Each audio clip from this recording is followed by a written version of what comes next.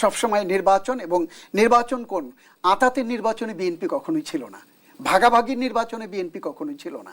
BNP সবসময় সামনের সারির জনমানুষের আশা আকাঙ্ক্ষা এবং জনমানুষের প্রতিনিধিত্ব নিয়ে সবসময় বিএনপি। আপনি ৭১ পরবর্তী যতগুলো নির্বাচন হয়েছে, ভাগাভাগির নির্বাচন, সেখানে কারা কারা গিয়েছে, বা ৭১ পরবর্তী আজকে ২০২৪ সাল পর্যন্ত ২৫ সাল পর্যন্ত যতগুলো এই গণ্ডগোল পাকিয়েছে নির্বাচনের নামে বা রাজনীতির নামে, তারা কারা সেটিকে আপনাদেরকে বুঝতে লাগবে। এবং যারা রাজনীতি করেন তারা জানেন, চেনেন এবং বোঝেন।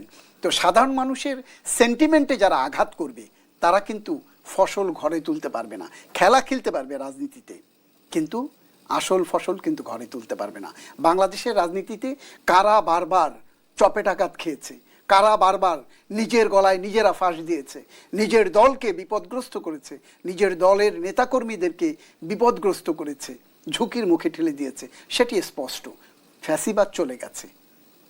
ফ্যাসিবাদের কর্মতৎপরতা বা ফ্যাসিবাদের অঙ্গুলি হেলনে এখনও কোনো কোনো দেশের ভেতরে যারা বড় দল, কোনো বড় দল নিজেদেরকে দাবি করছে বা চাইছে, তারা কিন্তু সেই ফ্যাসিবাদের অঙ্গুলি হেলনে এখনও নানান কথাবার্তা বলছে, যা মানুষের মধ্যে শঙ্কা, ভীতি, আতঙ্কের দিকে এগিয়ে নিতে চাইছে।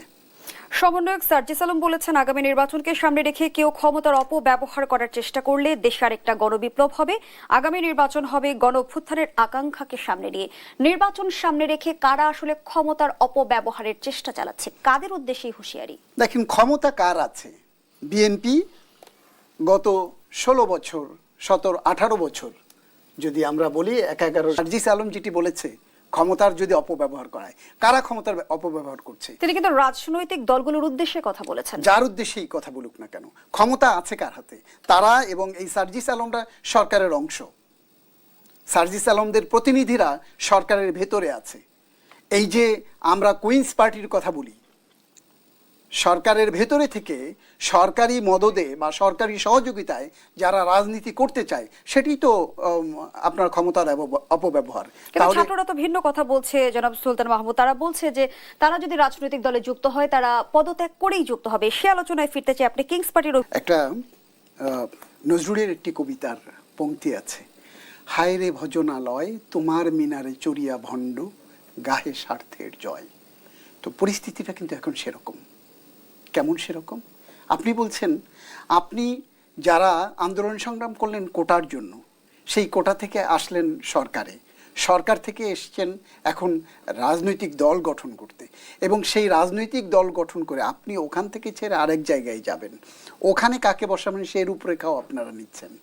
আপনি একটু আগে যেটি বলছিলেন ক্ষমতার অপব্যবহার, ক্ষমতা কারা ব্যবহার করছে, ক্ষমতার স্বাদ কারা নিচ্ছে, ক্ষমতার যত রকম মধু কারা খাচ্ছে, এই জায়গাগুলো আপনাকে দেখতে হবে। আর আপনি যেটি বলছিলেন যে সে রাজনীতি ছেড়ে বা সরকার থেকে এসে দল নেবেন, এটি তাদের দলীয় সিদ্ধান্ত। কিন্তু সেই দলীয় সিদ্ধান্তের ব্যাপারেও আমরা যেটা দেখলাম যে একজনকে কনভেনার করার ব্যাপারে হয়তো কিছুটা মতৈক্য তাদের মধ্যে হয়েছে, কিন্তু কে সেক্রেটারি হবে আর কে কে হবে এটি নিয়ে তো তাদের মধ্যে চরম বিভেদ শুরু হয়েছে। এই বিভেদটা কিন্তু এখন না, বিভেদটা আগে থেকেই ছিল। এখন এই যে ক্ষমতার হালুয়া রুটি ভাগাভাগি করতে গিয়ে কে কোন দিক থেকে কোনটা কি করবে সেটিকে নিয়ে আমরা লোক দেখানো অনেক কিছু দেখছি। দেখেন, দিন শেষে বাংলাদেশের মানুষকে বোকা ভাববার কোনো কারণ নাই। বাংলাদেশের মানুষ কিন্তু সঠিক সময় সঠিক সমুচিত জবাব, সঠিক সিদ্ধান্তটি নিয়ে নেয়। তো আপনি দল গঠন করবেন, দল গঠন করেন। আপনি প্রোক্লেমেশন দিবেন, সেটি কি দিতে পেরেছেন? পারেন নাই। আপনি কি করবেন সেটিও সরকারের ওখান থেকে করে দেওয়া হবে। আপনার দল গঠন করে দেবে, আপনি রাজনৈতিক কর্মকাণ্ড চালাচ্ছেন, আপনি যত ধরনের যেখানে যাচ্ছেন সেখানটাতে সরকারের নানান সুযোগ সুবিধা আপনারা ব্যবহার করছেন। আপনারা যে সিএনজিতে চড়তেন বা কি বলে আপনার টেম্পোতে চড়তেন, সে এখন ৮ কোটি টাকা ৫ কোটি টাকার V8-এ চড়ছেন। কোত্থেকে আসছে এগুলো? কারা দিচ্ছে? উৎস কি? তো এই বিষয়গুলো কিন্তু বাংলাদেশের মানুষ দেখছে। আপনি আজকে আপনার এই যাদের কথা বললেন তাদের ভিতর থেকে তাদের নেতৃত্বের প্রথম সারিতে যারা আছে তারাই বলেছে যে আমি সকালে এক গাড়িতে চললে বিকেলে ওই গাড়িতে চড়ি না, বিকেলে অন্য গাড়িতে চড়ি, রাতে আর এক গাড়িতে চড়ি। তো এগুলো কোত্থেকে আসছে? বাংলাদেশের মানুষ এবং এর নেপথ্যে কারা, এই সুযোগ সুবিধা যাদের কাছ থেকে নিচ্ছেন, তাদের লক্ষ্য উদ্দেশ্য কি? দুটি লক্ষ্য উদ্দেশ্য হতে পারে। একটি হলো আপনারা যে জুলাই বিপ্লব করেছেন, এই জুলাই বিপ্লবের অগ্রভাগে ছিলেন, আপনাদের অর্জনকে ম্লান করে দেওয়ার জন্য একটি মহল পরিকল্পিতভাবে আপনাদের গায়ে নানানভাবে কালিমা লেপন করে দেবার অপচেষ্টায় লিপ্ত হতে পারে। আরেকটি হলো যে আপনারা জুলাই বিপ্লব করে আমাদের এই ছাত্র জনতার সমন্বয়ে যে বিপ্লব হয়েছে, সেই বিপ্লবের অগ্রভাগে আপনারা ছিলেন। সেই অগ্রভাগে থেকে এখন রাজনৈতিক দল গঠন করতে চান। রাজনৈতিক অভিলাষ থাকা অমূলক মোটেই নয়, কিন্তু সেটিকে আপনি যদি ক্ষমতার কেন্দ্রে বসে থেকে সেই সুযোগ সুবিধা নিয়ে তাদের সাপোর্ট নিয়ে করতে যান, সেটির সুফল কখনো ভালো হয় না, ধন্যবাদ জানাচ্ছি সুলতান অতীতেও মাহমুদ। হয়নি। সাইদুর রহমান, ছাত্রদের নতুন রাজনৈতিক দলে পথ নিয়ে বিভক্তি কেন? ছাত্ররা আসলে কোন পথে হাঁটছে? আমরা যদি আন্দোলনের শুরুটা দেখি, আমাদের শহীদ আবু সাইদ যখন মারা গেল 16 জুলাই, এরপরে দেখবেন যে আন্দোলনের ছাত্ররা যারা ফ্রন্ট লাইনে ছিল, এই যে সার্জিস, হাসনাত, নাহিদ বা আসিফ, তাদের ভিতরে কিন্তু দুইটা গ্রুপ হয়ে যায়। প্রথম যখন সমন্বয়ক আব্দুল কাদের 9 দফা গণমাধ্যমকে মানে পাঠালো, এবং এই 9 দফা কিন্তু SMS এর মাধ্যমে আমাদেরকে পাঠানো হয়েছিল। আমি নিজেও এই SMS থেকে কম্পিউটারে টাইপ করে এই যে বর্তমান প্রেস সচিব শফিকুল আলম, ওনাকে কিন্তু আমি নিজে পৌঁছে দিয়ে আসছিলাম এই 9 দফা প্রিন্ট করে। পরবর্তীতে দেখলাম হাসনাত, সার্জিস তারা হলো 3 মন্ত্রীর সাথে মিটিং করলো, আওয়ামী লীগের 3 মন্ত্রীর সাথে মিটিং করলো, করে তারা 8 দফা দাবি পেশ করলো। 8 দফার ভিতরে দেখবেন অন্যতম দফা শেখ হাসিনার পদত্যাগ। যে গণহত্যায় জড়িত ছাত্র জনতার উপর হত্যাকারী, তাকে কিন্তু তারা সেই 9 দফা থেকে 1 দফা সরে আসলো, মানে শেখ হাসিনার পদত্যাগটাকে তারা মাইনাস করলো।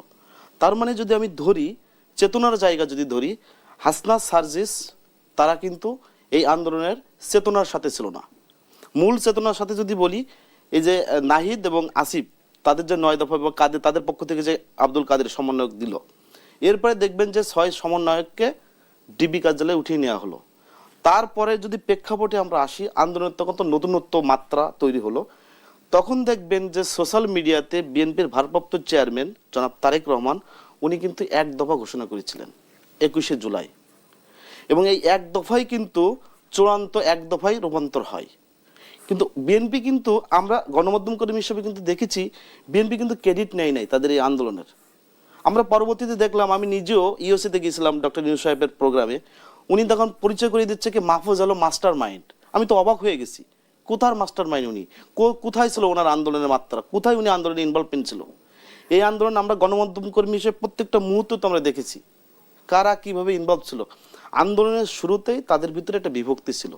এই বিভক্তিটার মাত্রাটা আমরা পরবর্তীতে আরো চূড়ান্ত দেখলাম যখন তারা দল গঠন প্রক্রিয়ার ভিতরে আসলো। আপনারা দেখবেন যে